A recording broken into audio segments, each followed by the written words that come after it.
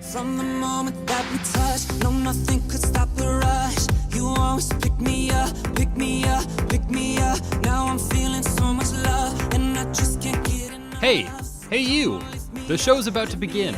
Lift me up, if this were a love song, would you be mine? 'Cause I just can't get you off of my mind. And I think about you all day and night. So I wrote you a love song, wrote you a love song. Baby, you're beautiful. I think you're beautiful. So damn incredible, so unforgettable. Yeah, I think you're beautiful.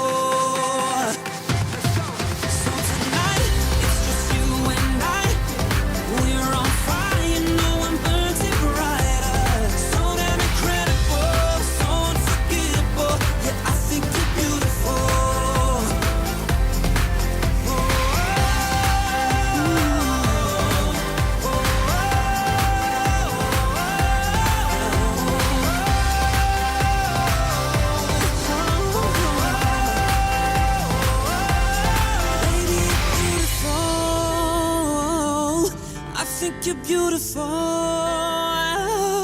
so damn incredible, so unforgettable. Yes, I think you're beautiful. So tonight, it's just you and I. We're on fire, you know I'm burnt it brighter. So damn incredible, so unforgettable. Yeah, I think you're beautiful.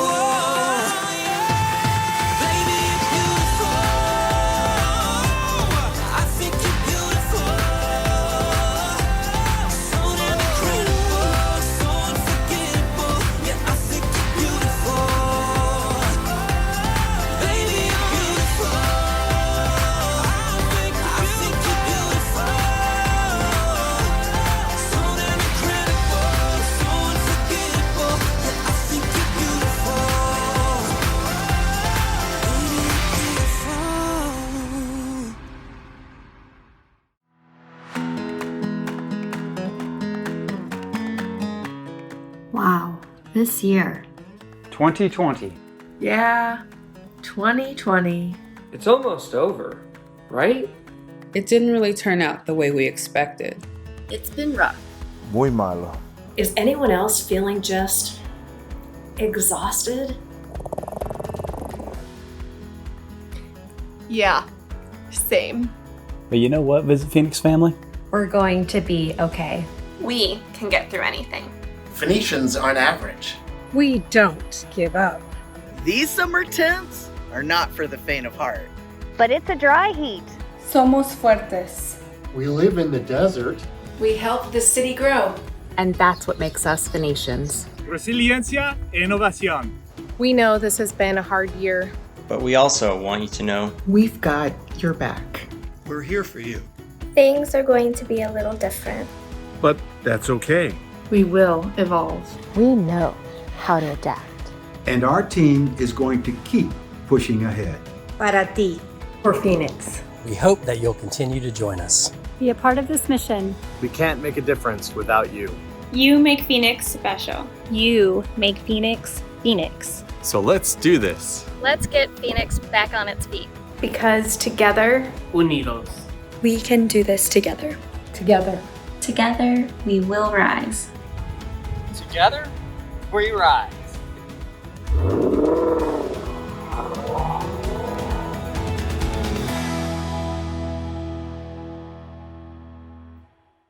Yes, together we rise. It's been our mantra since March, and it continues to fill our spirits during this trying time. And we hope that it's also encouraged you. But never before has meeting face-to-face been so appreciated than during a time in our history where it's either discouraged or regulated. But here we are meeting virtually, and as I stand in this beautiful empty venue, I'm reminded of the power of gathering. Let this space remind all of us of the connection to art, music, learning, discovery, and human connection that we need, and how myself and the Visit Phoenix staff wish we could all be together. We look forward to getting that opportunity very soon. The world is always changing, but what has been different this year is the rate at which it has changed.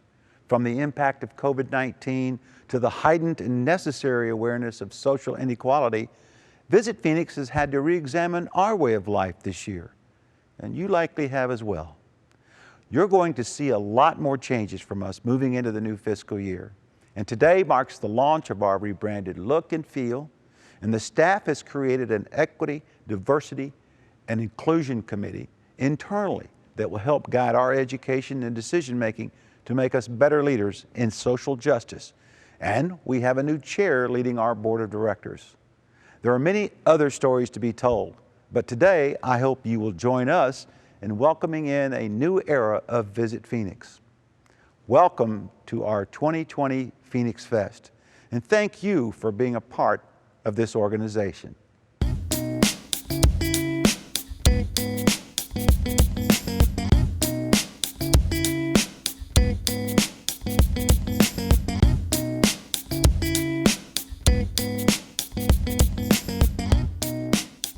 Hello, I'm Bob Miller, your new board chair at Visit Phoenix. I'm incredibly grateful for this opportunity to serve you and want to take a moment to recognize our past board chair, Rich Dozier, for all of his efforts this year. Perhaps if we all clap in front of our respective computers, he will hear us. Please join me in virtually thanking Rich for his years of leadership. While this is a new role for me here, I'm not new to this organization. In fact, I've served on the executive committee of Visit Phoenix board for about 25 years. My day job is being a partner in a law firm called Bryan Cave Leighton Paisner. I spend most of my days dealing with businesses going through difficult situations. It's no secret that the visitor industry will be working toward COVID recovery over the next year, and I will plan to work diligently with the management team and board of Visit Phoenix to guide the organization and the industry at large through these challenging times. Together, we will seek out opportunities to solidify our position in the community as economic developers and drivers of the post-COVID recovery as we arrive at the new normal for the greater Phoenix area. With the renewed and much needed focus on social equality and justice, Visit Phoenix is also moving forward with a strong commitment to support and advance equity, diversity, and inclusion within the organization, as well as in the local community and travel industry. It's essential that we champion these efforts through actionable efforts. A key initiative, personally to me, is restructuring the board of directors to make it more diverse. Greater Phoenix is a melting pot of culture, people from all different various backgrounds. That should be reflected in the leaders who serve Visit Phoenix. This will require a thorough review and reshaping of Visit Phoenix board practices to meet the needs of today's visitor industry. We're also refocusing on our funding and the resulting budgetary constraints we operate under. As the destination marketing organization for the 5th largest city in the country, we should not be underfunded as we attempt to recover from this pandemic. The board of directors will seek to identify and implement new funding mechanisms to challenge ourselves to reemerge from the COVID-19 era more prepared than ever to reach potential visitors and book meetings business into Greater Phoenix. I hope you'll continue to join this incredible team in their mission to bring prosperity to our community, and thank you for allowing me to serve as your board chair. Hey there, it's Ty James Largo from Awe Collective. My name is Eva Steele, and I'm program manager at Phoenix Pride. Hi, my name is Ivan Halkopu, executive chef and owner here at Anello Restaurant in downtown Phoenix. Raveen Arora, a local entrepreneur. Hello, my name is Felicia Butts. I'm a realtor with HomeSmart Realty. To me, diversity in Phoenix means the ability to be able to express yourself. To stand up for the LGBTQIA community. Human rights, to be treated like a human. Seeing everyone sort of rally together to help support each other, especially at a time where I think we feel we are physically more distant and from apart. I think ideologically we are coming more closer together, and it's wonderful to see that happening right here in my backyard here in Phoenix. The social landscape has changed. I feel so inspired and grateful and proud for all the people who stood up. It definitely gave me hope, not necessarily just as a business owner, but as an individual. We all stand together. A movement that's going to keep moving. Our leaders have an opportunity to look, learn, listen, and lead. In terms of diversity, it's been really welcoming to myself as a Native American here in the Valley, but also as a member of the LGBTQIA+ community as well. You can come here, you can live here and feel celebrated for just who you are as a person. For us to be able to stand together as a community and to say that we see them and Black Lives Matter, I think was one of the most moving things to me. I'm proud to be here in Phoenix, and being a part of this community means everything to me. I am proud to be here in Phoenix where we are making strides for sure, and that can't stop, and it won't stop, not in Phoenix.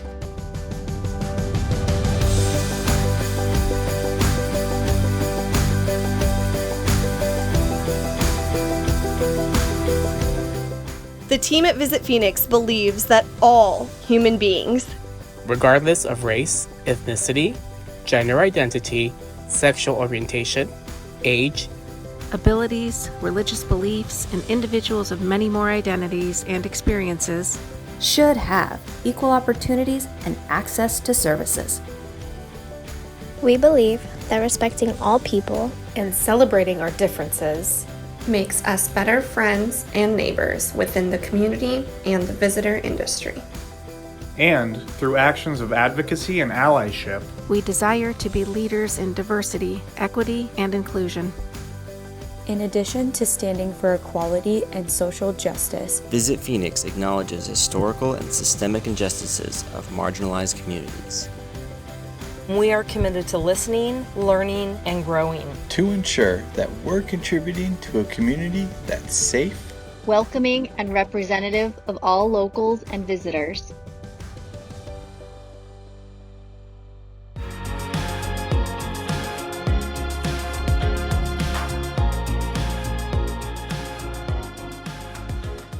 Hello, I'm Phoenix Mayor Kate Gallego, and I'm delighted to be here with you all. I'll be honest, this is not how I anticipated my time as mayor would go. 2020 has been a heck of a year. To say it's been a challenge is an understatement. We have risen to the occasion, and I know we will come out better and stronger. The tourism industry has suffered terribly in the past few months, and I know how tough this has been on you all. You are a pillar of our local economy. You create jobs. You are the first impression specialists of our community, and we need you. One of my first jobs in Arizona was at the Office of Tourism, so I know what key roles you all play in creating a strong, healthy state. As we begin on the path to recovery, I want you to know that I realize the crucial work Visit Phoenix does, as well as of each and every one of you watching today.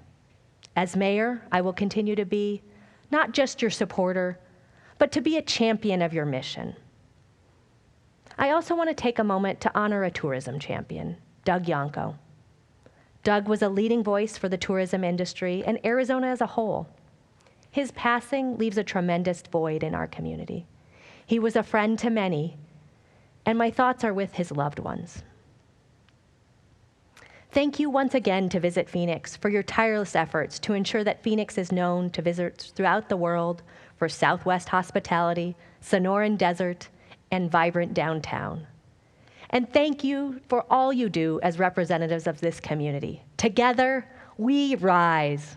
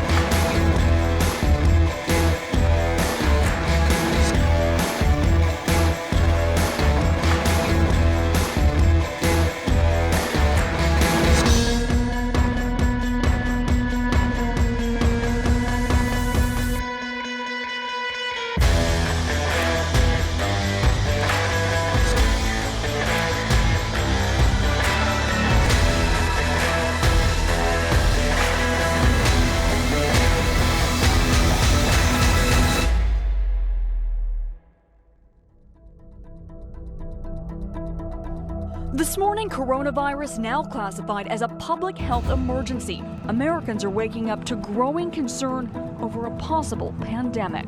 Governor Doug Ducey adopting the CDC's recommendation that there be no gatherings of more than 50 people for the next 8 weeks. One by one, major sports shutting down in the wake of the coronavirus spread in this country.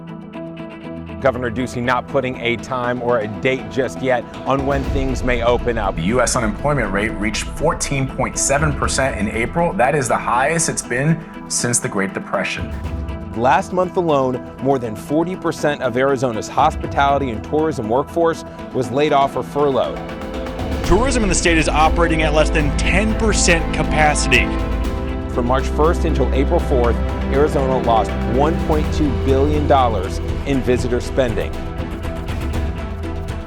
We can talk about the numbers, we can look at these statistics, but behind every one of those numbers are Americans who are going through a very difficult time.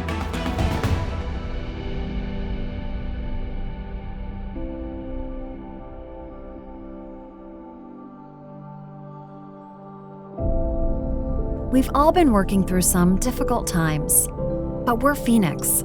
We take care of each other, and we will get through this together. And the team at Visit Phoenix is here to help, just like we always have been. Good morning, everybody. Hello, everyone. We're meeting on web instead of in person. We're all making the best of it, so glad to have you guys here.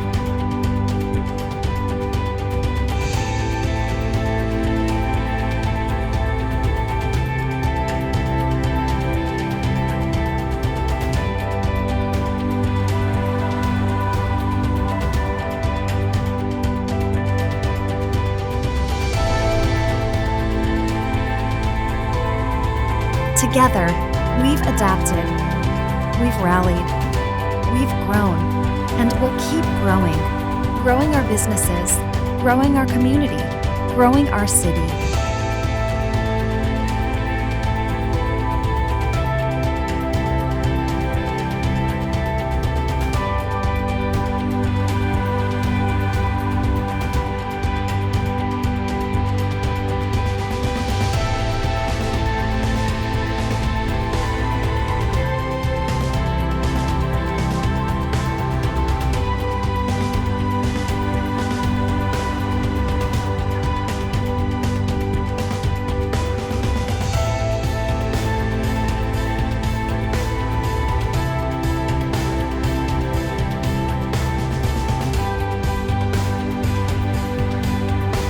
Together, we're resilient. Together, we're strong. Together, we rise.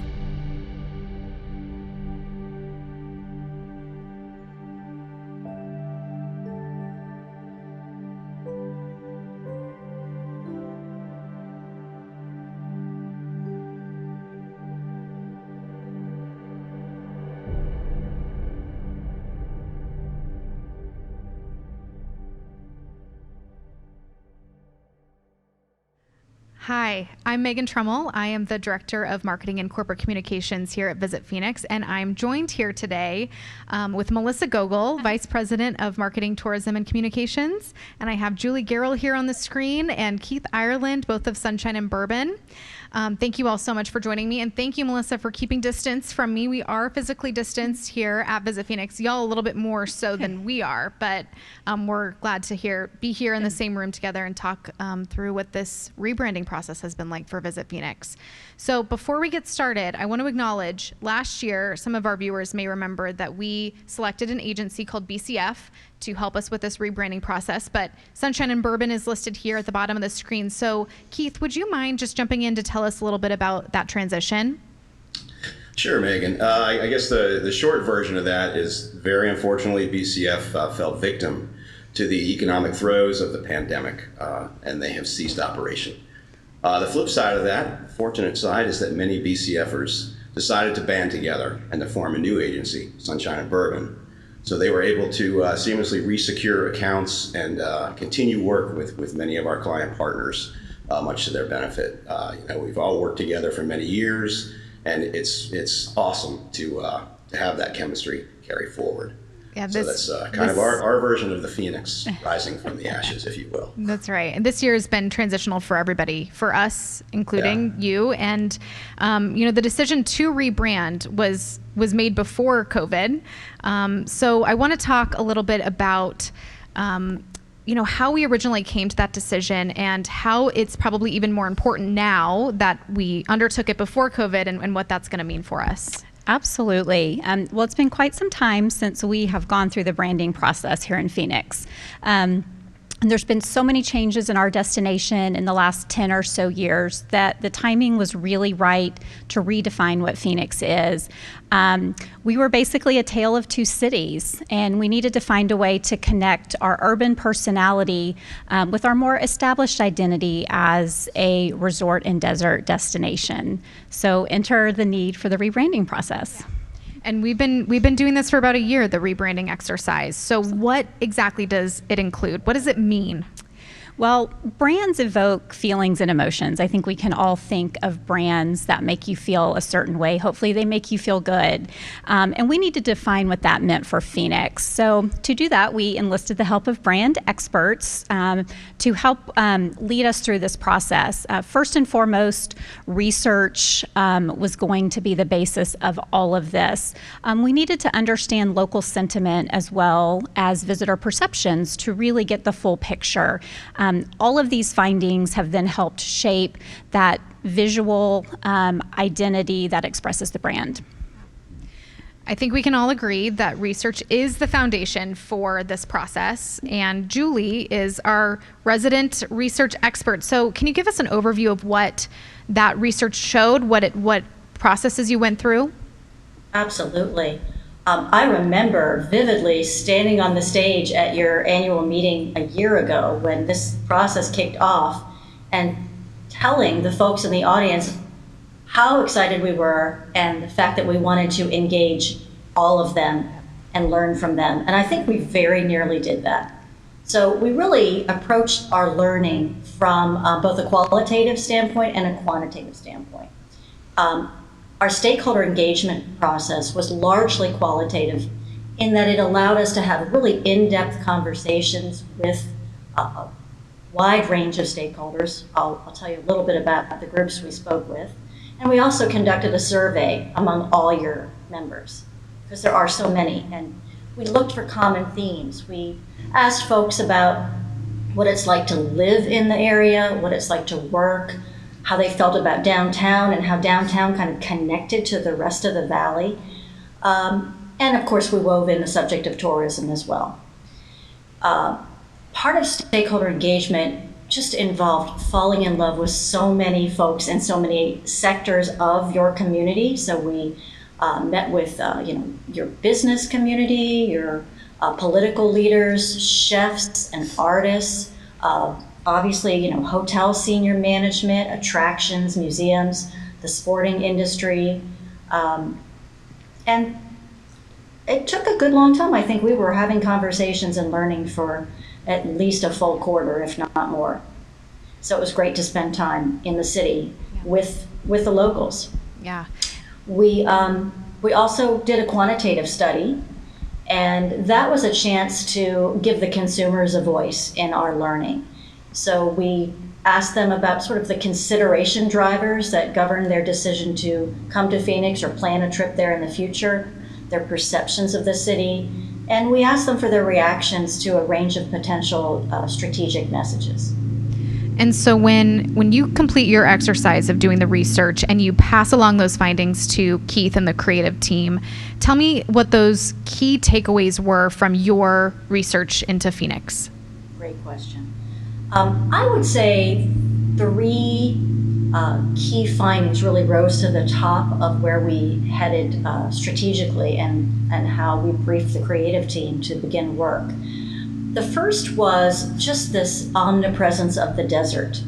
On one hand, some consumers didn't understand that your desert was a living desert, and that there was so much biodiversity there.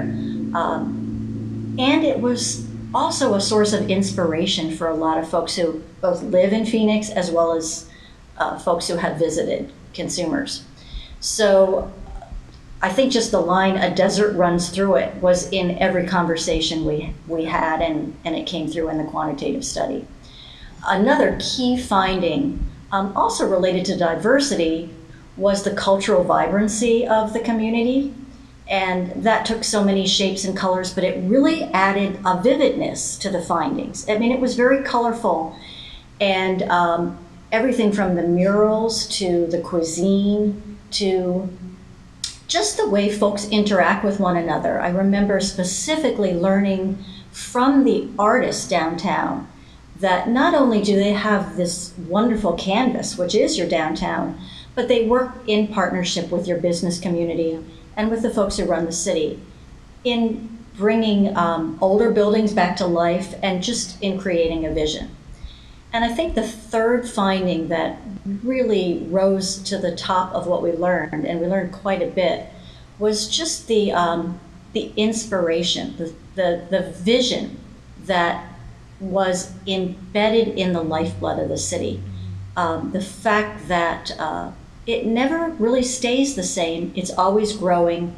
There's a sense of innovation that's kind of wired into all sectors of the area. Yeah, I couldn't agree more. And I think when Melissa and I and the team, the marketing team, got to see the research, what became clear to us was we were pleasantly unsurprised. And what I mean by that is that it's good news that we weren't just shocked by this research, that we weren't going in this wrong direction, that what we had been communicating and what we thought was, correct was. And so seeing it on paper with your research was just so important for us, not only in the rebranding process, but just as an assurance that we were on the right path. And this allows us to even further kind of get in deep to that path and communicate better. I'll jump in for just a minute. And, having that research kind of long before we saw the creative, we got to read it and absorb it and honestly start doing some things in the marketing department before we even had the final branding. The lessons learned about the Sonoran Desert were important, and we learned that people just didn't know enough about it, and that we saw a real opportunity to provide education to visitors about the Sonoran Desert. And when they hear the name Sonoran Desert, that they associate that with, like Julie said, a living desert. Yeah, the vibrancy. So here we are. We've decided to do the rebrand. We've done the research, and you hand it over to Keith and his team for the creative. Keith, what's that creative process like for you and the team? Well, our process actually began prior to some of the research with actually immersing ourselves in the destination, getting some boots on the ground for a few days, starting to talk to folks, taking pictures, video, and just really getting a feel for the area. I find that's so important to sort of get there and feel the ground. From there, back to the office and getting that briefing with Julie and her team, learning about those nuggets, asking questions, and then sort of taking a look at, okay, from here, if we're going to develop a brand is made up of three pieces, which is the name, the visual identity, the promise. We had a name, so we can cross that off the list. Good. So how are we going to create an identity? How are we going to make this make Phoenix feel visually? What are we going to say? What are those words? So we start hanging things on the wall, whether that's scribbles or photos, and just start spending a lot of time talking. Really, we create a digital wall, if you will, a digital cork board where we can all access things 24 hours a day and upload different ideas, whether it's copy or photos, or again just thoughts on how to visually communicate. From there, we start to narrow down and start to look at, okay, what is the brand idea going to be? What are some sets of words that can act as a quote unquote working tagline, if you will, not a marketing tagline, but more just a way to capture the feeling or soul of the place. In concert with that, art directors, designers start looking at some of these ideas and start playing around visually with logo marks and things like that. I mean, for Phoenix, we certainly took a lot of inspiration from the Sonoran Desert. That was, Julie mentioned that prior. That was definitely a starting point from there. Just based on some of our experience in market, looking at the Hohokam, the history of the place, the canal systems, things like that, the petroglyphs, and looking at that, and then looking at, as was mentioned earlier, the mural art and just the creative culture of the city itself, and how to sort of mash all that together into something that would capture that soul visually, and then capture it through language. So as you can remember, this was a very collaborative process with you. So a lot of back and forth. After our first couple rounds, it was really became a working conversation, which really helps. I mean, we've never tried to be the agency that went behind the black curtain and came out and said, "Ta-da, here you go." It's definitely a collaborative process, and that's based in the fact that no matter how well we can learn and how well we might know a destination, you are there day in, day out. You are, the true local. So that's very important to keep that dialogue going. Yeah, we love that collaboration. And I want to touch on something that you've already mentioned briefly, which is those takeaways that you had here as a visitor when you came and you immersed yourself into the destination. And you've mentioned a few things already with the Hohokam community and petroglyphs and whatnot. Were there any other kind of key takeaways, things that stuck out to you about the destination that you really kind of held on to during the creative process? I mean, for me personally, and I know for some of the team members, it was being in the desert. I mean, that was something that was quite incredible. The Herd Museum, again, just to touch again on sort of that history of the First Nation. I mean, to be in that space and to learn, I guess for me, visually, as the sort of the narrative of how that all came about. That was very, very inspirational for me. And I mean, one of the surprises that at least for me, I didn't think about was the amount of professional sports teams that existed within Phoenix. I mean, that was certainly sort of played into that the culture of the place. It's one of those things that as we started to develop the brand, it's like, well, of course they have professional sports teams, because this is a place of constant movement and innovation and being the fifth largest city in the country. Yeah, absolutely. I think people underestimate that a lot, and we're hoping that with this rebrand that gets eliminated. Julie, you also came here as a visitor, and I know that you've had a lot of experience in the Valley as well, even pre this branding exercise. Yeah. Can you tell me about your kind of the key takeaways that stand out to you for Phoenix? Sure. Yeah, I've lived in Phoenix for quite a while, but that was kind of pre-downtown, or what downtown has become. And very memorable interview atop one of your downtown buildings, just looking out, surveying what has risen up, counting the cranes that I understand are still there, constructing yet more space for people to live and work. And I remember this stakeholder said, we weren't supposed to be here. And he was alluding to the fact that both the Hohokam developed this sophisticated irrigation system, and that was their form of a very innovative vision for the region, but totally analogous to what's happened downtown, and all of the vision and stamina and dedication that has contributed to what downtown has become. Well, I love that. So we've talked about the key takeaways that you all experienced when you were in market, boots on the ground, as you mentioned, Keith.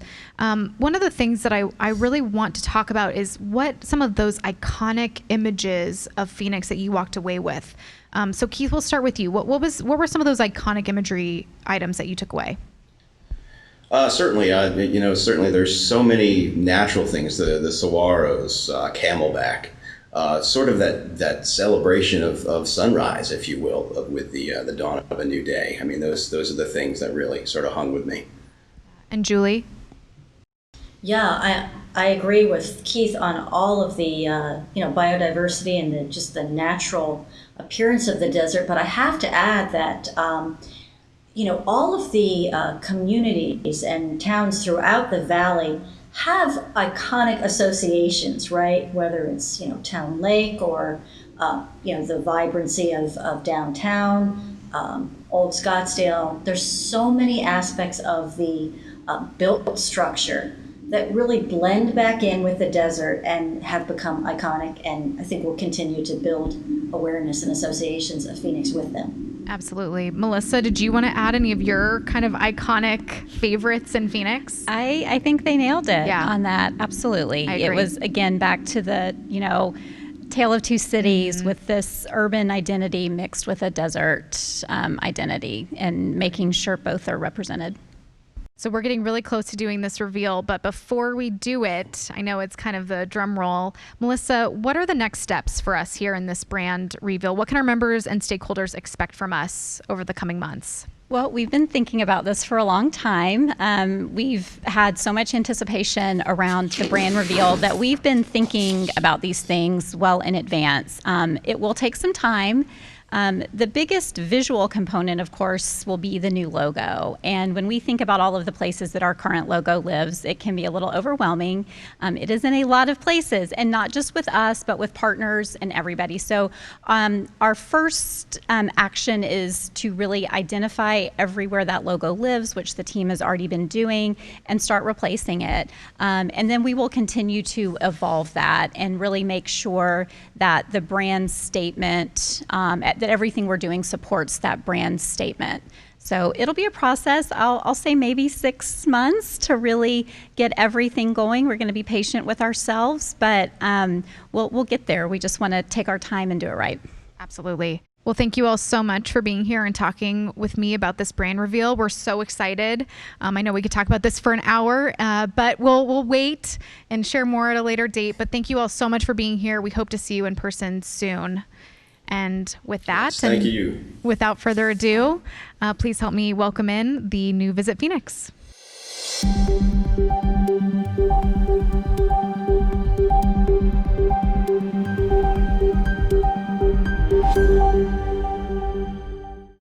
Purpose. It is the only thing you need when you set out to make the world a more interesting place. Be a part of something bigger than yourself. Pursue the horizon. Rise with the sun, then capture its radiance. Phoenix is driven by the fearless spirit of its people. A beautifully diverse, powerful, open force of inspiration, relentlessly pushing forward as individuals, together. The result is a destination unified by its differences and connected by creativity. The story of Phoenix's innovation began with the Hohokam people, who created canals through the Sonoran Desert that fed a civilization for over 1,000 years. Today, this spirit inspires ideas that shape our future. An unbreakable brightness and vitality have brought an entire city to heights others never dreamed possible. It's a culture that welcomes both locals and visitors to push the boundaries of possibility well beyond traditional city limits.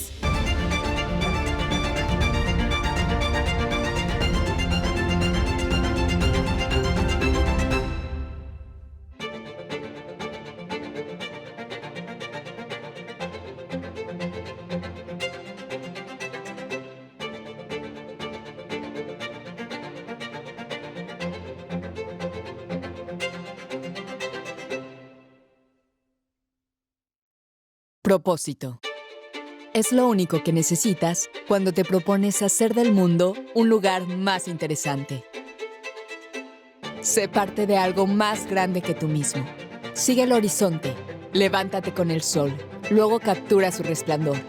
Phoenix es impulsado por el intrépido espíritu de su pueblo.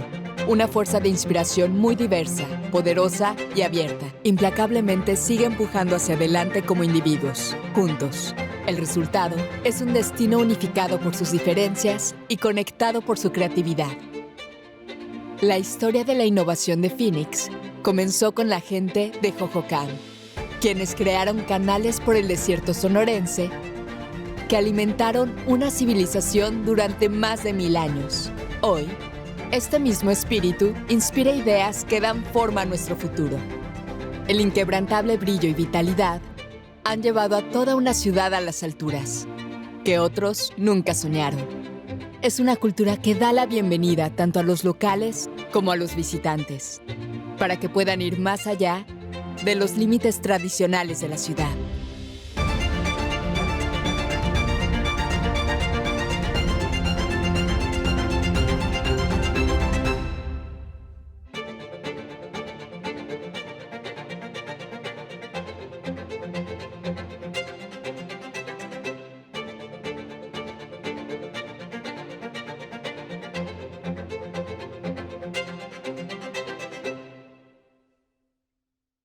Please welcome our panelists. Visit Phoenix's own Lauren Edwards, Melissa Gogol, Polly Flockman, Eric Kerr, and our moderator, Megan Trummel. Hello again. Welcome back. I just want to thank all of our panelists here for joining me today. A quick reminder for those of you who are watching in real time, this recording will be available at phoenixfest2020.com where you're currently watching it, even past this. So you're always welcome to come back. We know that you have busy schedules, but I just wanted to remind you, if you do need to take a quick break and come back to it, you are more than welcome to. We appreciate you being here. We have a lot of great conversation to come. But before we jump into it, I do want to say a few quick thank yous. First and foremost to our production partners. So everything that you've seen happen here so far today has been absolutely, without a doubt, due to our production partners, White Tie Productions. So thank you all so much. You have been incredible. If you're looking for somebody to help you with your hybrid events, your virtual events, your live events, whatever they are, these folks are amazing at what they do. So thank you, White Tie. And then secondly, to our partners at the Phoenix Convention Center and Venues for allowing us to use this absolutely magnificent venue. We hope one day we'll be able to use it with an in-person event, but we will take what we can get for now. So thank you to the Phoenix Convention Center and Venues for allowing us to use this space. So we just wrapped up seeing the brand reveal, and I am very excited. This is a long time coming. I know you're probably excited to share it with your clients. You better believe it. Yep, and now Can't members. wait for the community to use it. Yep. Yes, absolutely. It'll be great as we transition. So it's going to be a big year for marketing in particular, but Melissa, you oversee 3 departments. You oversee the media relations, our communications team, and the tourism team. So tell me a little bit about how those 2 teams are going to be navigating this upcoming year in this kind of current COVID-19 situation. Yes. Well, first of all, I would like to thank all of my departments for the amazing job they've done adapting to this crisis. Everybody within the organization has really stepped up. And, you know, the media relations team and the tourism teams have really embraced the virtual world. It's been their lifeline to clients and writers that they're typically used to meeting with in person. So they've really embraced it. The media relations team recently completed a very successful virtual familiarization trip for media. Immediately following that, they were already getting interest in story ideas on the destination, so that was very positive. They have another one planned before the end of the year. The tourism team has already done their first virtual trade show, appointment show. They actually met with 20 international tour operators. So we're all learning, but they're doing a great job of adapting to this new world we're in right now. I know we're all relieved to not have to unmute during this conversation. Yes. And I know that we're all getting really familiar with how these virtual meetings and events work. Well, that's great. I love hearing that the media relations and tourism teams have really pivoted just like the rest of us have. When we look forward to obviously marketing the destination from the marketing perspective, tell me a little bit about what it's going to take for the marketing team to continue to keep Phoenix top of mind with the leisure visitors. So from the very beginning, the marketing team has been just a content machine, if you will. Every day, every week, we talk about what content is kind of in the moment, like what are people wanting to hear and see from us right now? So they've been doing a lot of that, not just for potential leisure visitors, but we think about content that locals can engage with. We think about content that clients are going to like, that media is going to like. So that's been an interesting shift. And I will say, we joke about the word pivot, but in truth, we have been pivoting, and the team's been doing that. I will say that from a marketing standpoint, the destination is positioned well. As our weather gets better here, we know that travelers are going to be looking to experience outdoor spaces. The kind of wide open spaces that we have play really well with what we think visitors will be looking for. Yeah, so that we're well desert that we just heard all about. We did, and the marketing team will be churning out lots of content related to how people can safely enjoy our destination and be responsible in the destination with all of the space that we do have. It goes for our resorts, our attractions, just being able to get out into nature. Yeah. So. And you're obviously touching a lot on the leisure side of things. What marketing does, we also focus on the meeting side of things, but that kind of, brings me to talk to Lauren a little bit about, if we're going to talk pivoting, Lauren, you've had to do quite a lot of pivoting when your whole business is face-to-face, and yet we can't necessarily be face-to-face. So I know it's been particularly tough, but how did your sales team really jump in at the start of the pandemic to help during that transition? Yeah, thanks. First of all, before we get into that, I just want to take a moment and pause and just reflect on the great year that our team celebrated this past fiscal year. Visit Phoenix, along with our partners at the Phoenix Convention Center, and all of the hotels and resorts valley-wide, we just set a record year booking 575,000 delegates. Yay. Combined total into the convention center and all the great area resorts. So just really want to commend our team for an amazing year of productivity, and it's really truly a testament to the hard work, the dedication of all of our partners, you all out there, and really showcases what this valley is all about, and all the investment that's been poured into this community, especially in recent years, really elevates our desirability as a destination. So all of those things combined, we were ahead of it, and luckily we were, and we had an amazing year. Yeah, and you want to keep that momentum going, even though this pandemic has kind of interrupted it. So how did you do that? Without a doubt, we had to pivot. There's that P word again, right? And we adjusted and adapted well to just what we were faced with. We had to react and really work very closely with our clients to really stem the wave, the tsunami of cancellations that were hitting us day in, day out. And so we quickly created and pivoted to create the creation of a citywide task force, as well as a resort task force, really to make sure that we are there for our customers, that we're hearing them, that we're stayed engaged throughout every stage of the process to take care of our community and making sure that we're salvaging as many of these citywides, if not for 2021, but for future years and beyond. So yesterday, Lauren, there was a big announcement made. Can you tell us what it was? Yes, we're delighted to tell you what it is.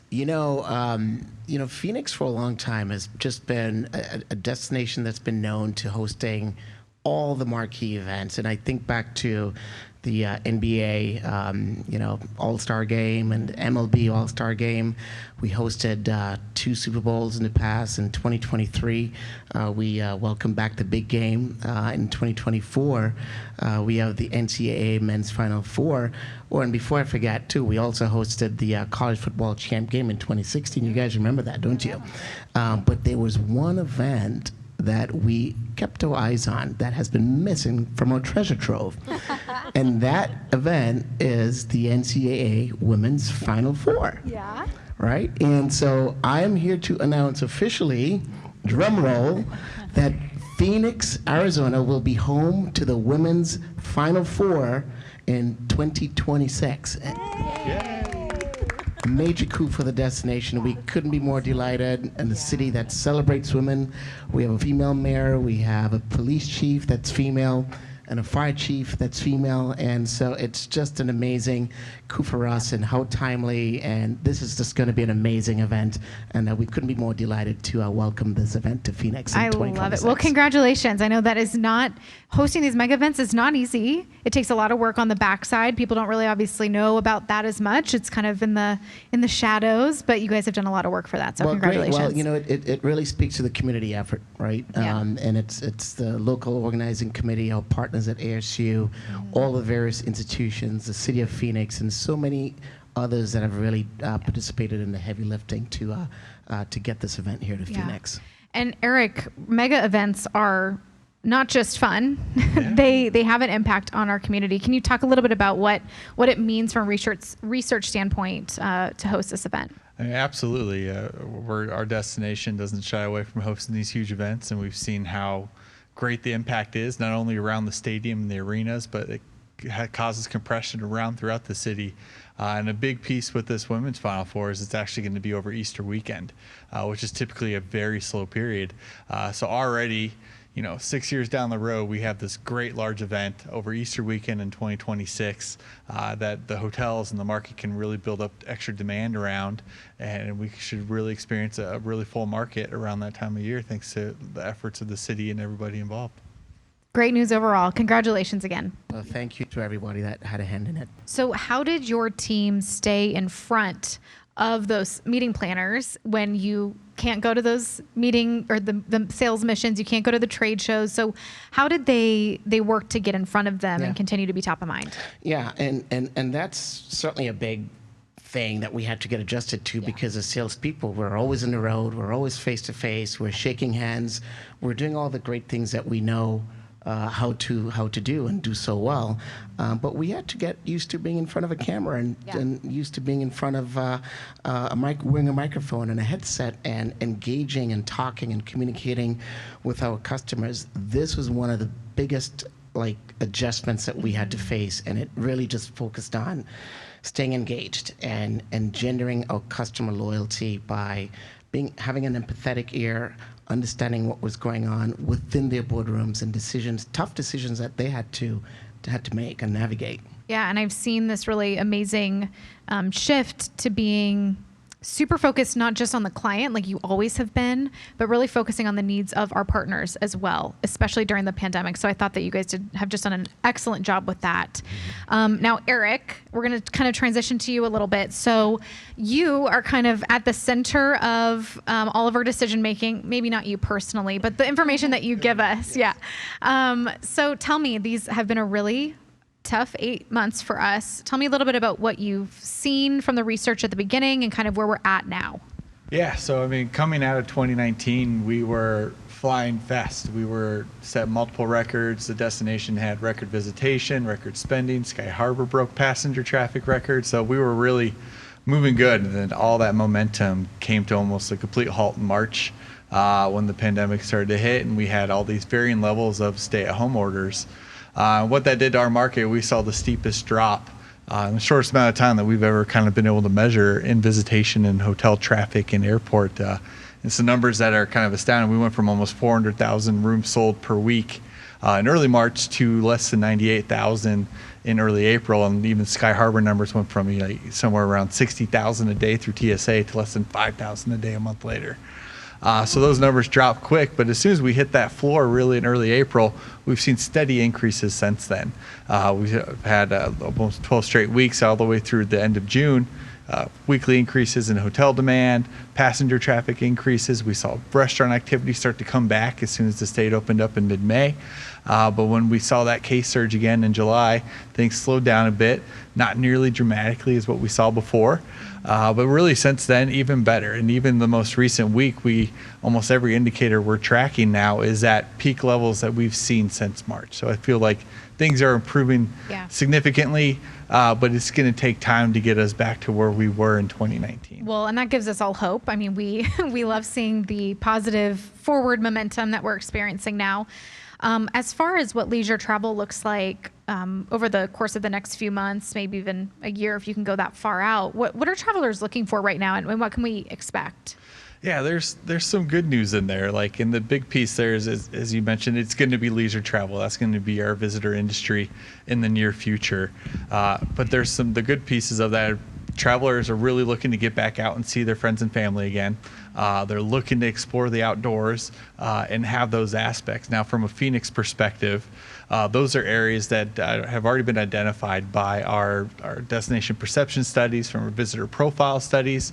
So unlike some of these cities are having to develop those models and share those things, we're already perceived as that destination. We know a lot of our people come here to visit friends and family. We know a lot of them come here for our outdoor activities, and we know from our key markets that they already perceive us as an affordable destination. I think those will be key aspects moving forward that will help us recover and gain back those visitation levels quicker than maybe some other cities in the country. Yeah, and I just want to thank you too. You've been so instrumental, especially when it comes to the marketing team. We've been meeting with you on an every other week basis to get those research updates so that we can change our content direction as quickly as we need to, and that's been huge for us as we use the P word and pivot. I wonder how many times. Don't make this a drinking game at home, okay? So Polly, we'll shift to you. So first of all, I just want to say thank you. You have been the co-planner of this Phoenix Fest annual meeting, and I just really appreciate you and all you've done. And you're just wonderful. So great partner to work with. In your role as the director of membership and now of the visitor experience side of things, you have to be connected not only to the members, but also really to our internal departments at Visit Phoenix in a way that I don't think there's a lot of other internal staff members who have to be this connected to everything that we do here. Yeah. Can you tell me a little bit about how you've worked with the departments to make sure that the members are getting what they need from our organization? Yeah. Well, and I want to thank Eric, number one, because I think he's really been delivering a lot of content to our members that has been really critical during this time, and we've heard nothing but great comments, and they want it to continue. So a lot of work ahead for you. And really, the question that you're asking is much more complicated than people really realize, because not only do I really have to focus on making sure that my team understands each department and what's happening, but I also have to help our members, or my team has to help our members understand what does each department do specifically, who are their clients, what markets do they affect.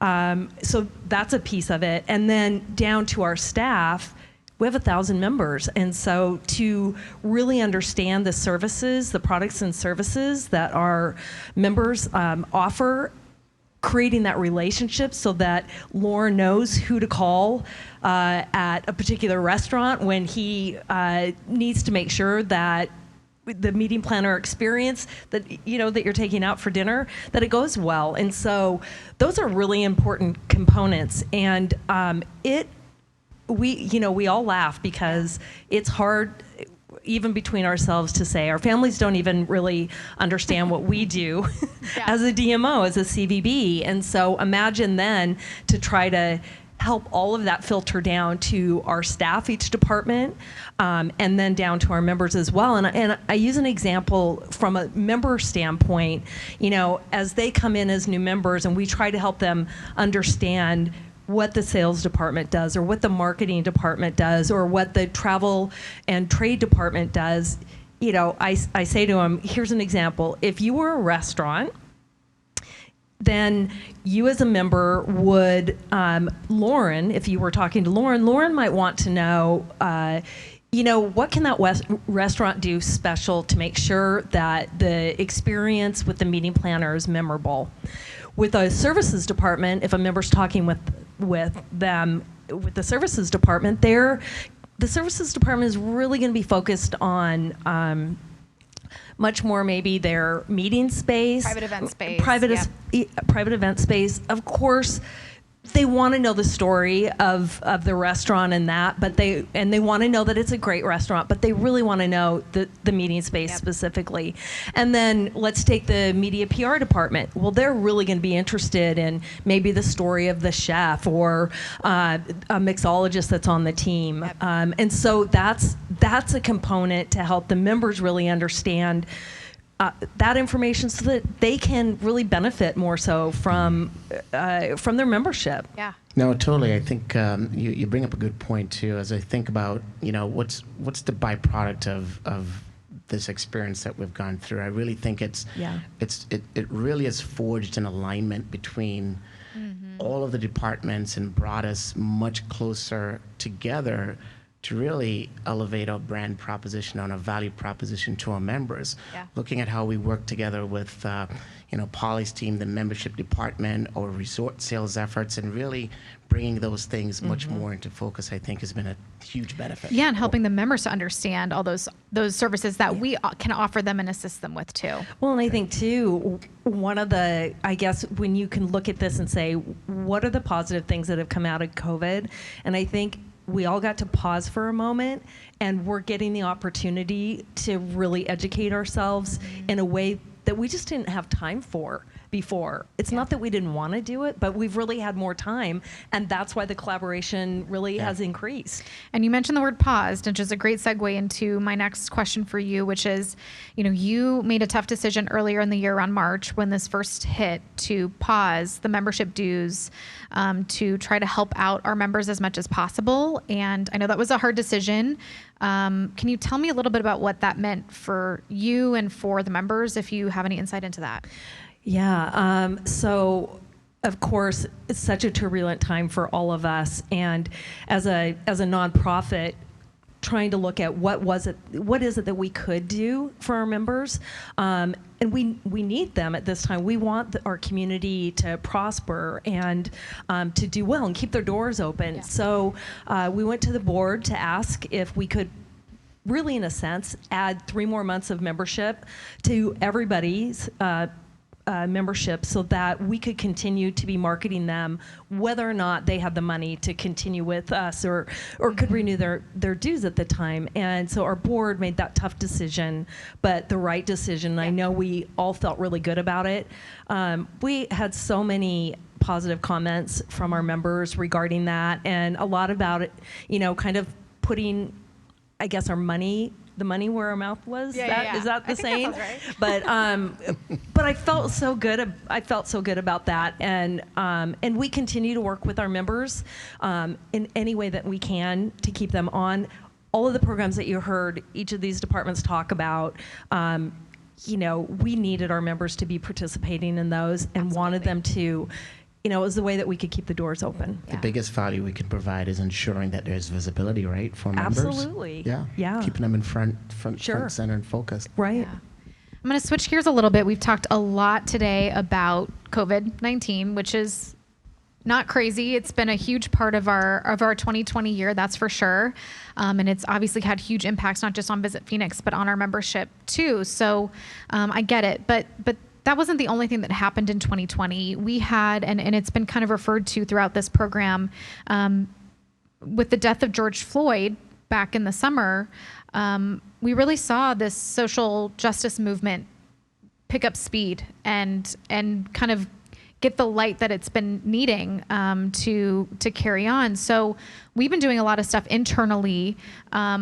We did a lot of stuff before, and we're kind of continuing on that path. So I want to ask a little bit about that, and this is really for everybody sitting here. But maybe, Melissa, you want to start talking about, what had we been doing in the equality, diversity, and inclusion realm before this social movement really started up? Sure, love to jump in on that. Before we had been producing content about the diversity of our destination. That was something that was part of the marketing content that we were putting out. But what happened at the end of May just really made us even rethink what we were already doing and what could we do better. There's always room for improvement. Yes. I think as much as we all like to think we're doing the right things, we can all look at ourselves and think, what can we do more? So several of the teams, especially the marketing and PR teams, have gotten together, and we've really done a lot of research about those stories that make Phoenix so special and the people that make this destination so special. And that includes diversity. We have a really great mix of culture here in this destination, and we want to make sure we're putting the spotlight on that. So it's been really educational. I think we knew a lot about our destination already, but we're learning more For me personally, I've enjoyed this process and this journey. So that's kind of on the marketing and PR side. Those are the stories that we want to tell. Those are great stories to tell to clients on the meeting side, great stories to tell tour operators and travel agents. So that's been a big part of what we're doing. Internally, Lauren and I partnered up to create an internal EDI committee, and I believe Steve talked about that earlier today, so you heard a little bit about it, but we had such positive feedback from the team at Visit Phoenix, and so many people wanted to participate in this effort and this movement, and we do consider it a movement. It's not a moment in time. It's not something that we can start and stop. It's something we're going to need to do continually. So we're starting to make progress, and that's all we can do. It's not going to take a month or six months or a year. It's going to be continual. I'll let Lauren, if he wants to jump in on that, but so far it's been really positive. I think that's so well said. It's really about, and you said it best, it's really about a movement, not a moment. So it's about how do we reinstitutionalize a culture of equity, diversity, and inclusion into all facets of what we do. Here in Phoenix, we're so proud and blessed to have an amazing destination that is so diverse in look and feeling and everything. And so it's really about really embracing that and celebrating that, because at the end of the day, those are the experiences that we want to create. That's what makes us a better community and a better place to live and work and convene in and move to. Wow. I have nothing more to say on that. Well that's said. amazing, and I love it. A movement, not a moment. That's very real. I think that's what I've been seeing from our organization over the last 8 months, taking this very seriously to improve and be leaders in it. So with that, I'm going to close us out. Thank you all so much for being here today. I really appreciate the conversation and looking ahead to what this year is going to look like for Visit Phoenix. I'm really proud of the organization and all of you. And so thank you again. And thanks to everybody watching today with us. We so appreciate it. We hope that you leave with a renewed sense of hope for what this year is going to be. And we just appreciate your partnership so much. So together we rise. Have a great rest of your day.